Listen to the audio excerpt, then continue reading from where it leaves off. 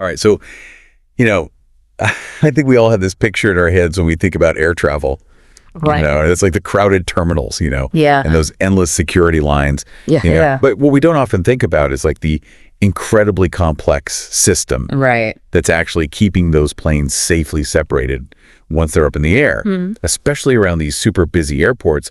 Like, think of like JFK or O'Hare. Yeah. And, well, that's exactly what we're going to deep dive into today. Okay. We're looking at a recent tragedy, the mid-air collision that happened over Washington, D.C. Right.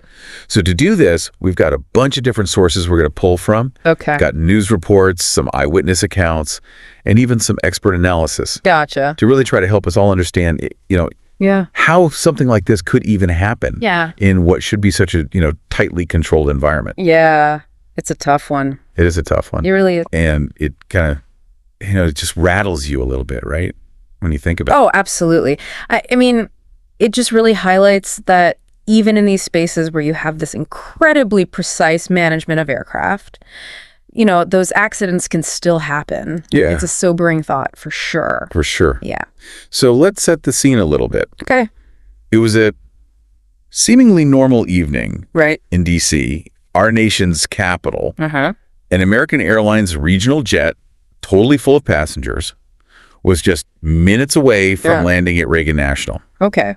Their final approach had already been cleared Right. by air traffic control. They were Everything was totally normal, Yeah, just routine. totally routine. Uh-huh. Now, at the same time, Yeah. you have a U.S. Army Black Hawk helicopter Okay. conducting a training flight All right. in the same general vicinity, Sure. adding, another layer of complexity Yeah. to this already kind of busy airspace. Yeah. Yeah. So, there were 64 people on that plane, Wow. 3 soldiers on that helicopter. Okay. It was 8:47 p.m. when the collision actually happened. And a surveillance camera, luckily, caught this horrifying scene, the impact, the explosion, Yeah. and then just this, like, eerie silence. It's almost, it's hard to even imagine, It is hard to imagine. Just kind of going about your business and then suddenly this. Yeah, and you think about those initial reports that were coming in from air traffic control. Yeah. What was that like?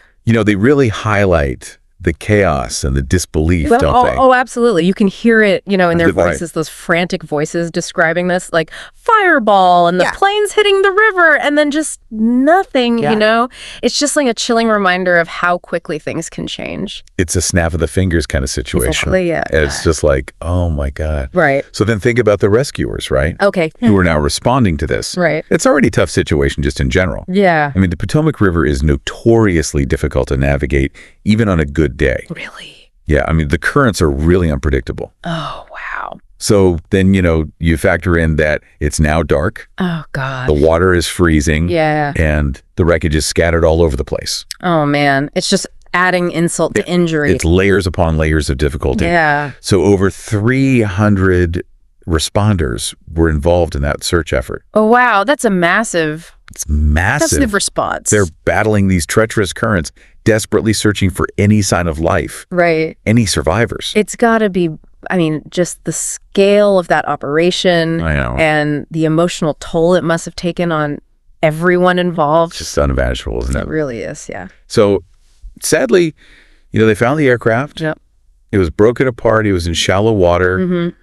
The helicopter was completely flipped. They've recovered at least 18 bodies so far. Wow. But the search is still ongoing. Right. There were some initial reports that maybe there were some survivors, Okay. but nothing's been confirmed yet. Right. So you have all these people who are just in this agonizing state of uncertainty, Oh, that's got to be awkward. waiting for news. Yeah. Just awful. It's just heartbreaking. Yeah. So, beyond the just like immediate impact of this tragedy, Right. the nation as a whole was shaken. Oh, yeah, I The bet. president, he called it a horrific accident. Reagan National went into an immediate lockdown. Oh, wow. Flights were grounded all over the country. Oh, yeah. And there was this just palpable sense of disbelief Yeah. that just kind of gripped the country. I remember when I heard about it, I was just like, how is this even possible? Right. And that's the question, right? Yeah. Everyone wants to know, how could something like this happen Right. in what's supposed to be controlled airspace? Especially somewhere like D.C., You figure they'd have extra precautions there. Yeah, you would think, right. You would think. But there'd be multiple layers of safety Yeah. preventing something like this. Right. Yeah. So, where do we go from here? I mean, that's where this investigation becomes so crucial. Exactly. Right. Yeah. So one thing that's important for us to remember here is that commercial jets, like the American Airlines flight, they generally have the right of way. Okay. Now, that being said, this can actually change depending on the situation. I see. So if the Black Hawk was operating under some special conditions, let's say, hypothetically, it was on an urgent mission or something, then that could change things. That makes sense. So it's not as easy as just saying, oh, well, this one had the right of way and this one didn't. Yeah, so it's a lot more nuanced than... And way more nuanced than people might think initially. Exactly. Yeah. So trying to figure out exactly what happened. Those circumstances that led to this collision, it's going to be very complex. Yeah, I can imagine. So, investigators are going to be looking into all sorts of things. Oh, yeah. Was there a communication breakdown? Right. Was someone operating outside of the standard protocol? Yeah. Was there some sort of mechanical failure?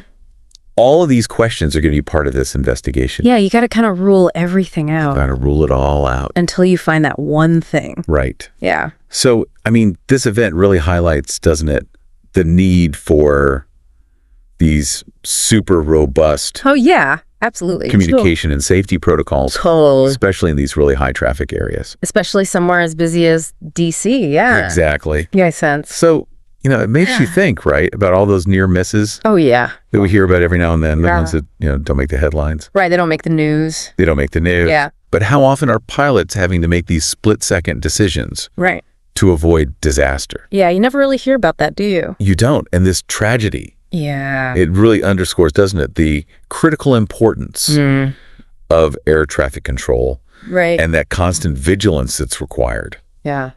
Those folks have a tough job.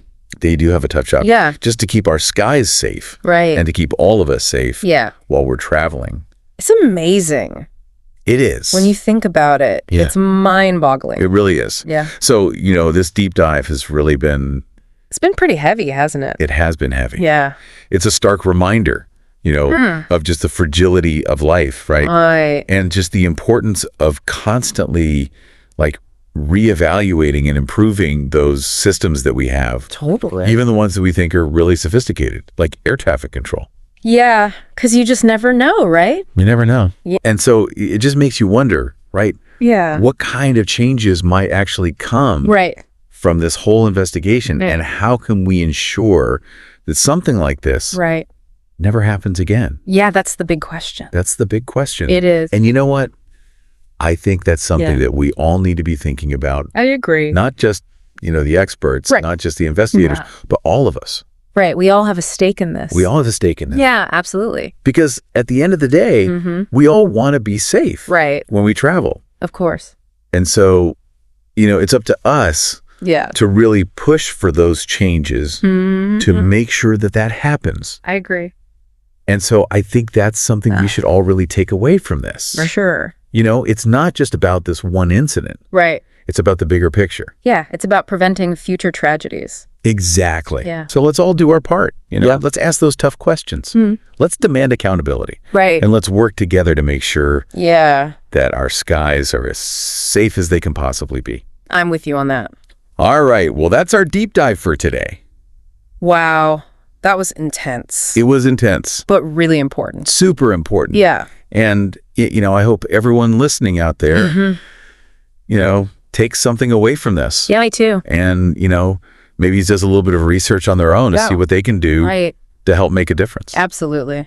All right. Well, we'll see you next time. See you later. For another deep dive. Sounds good.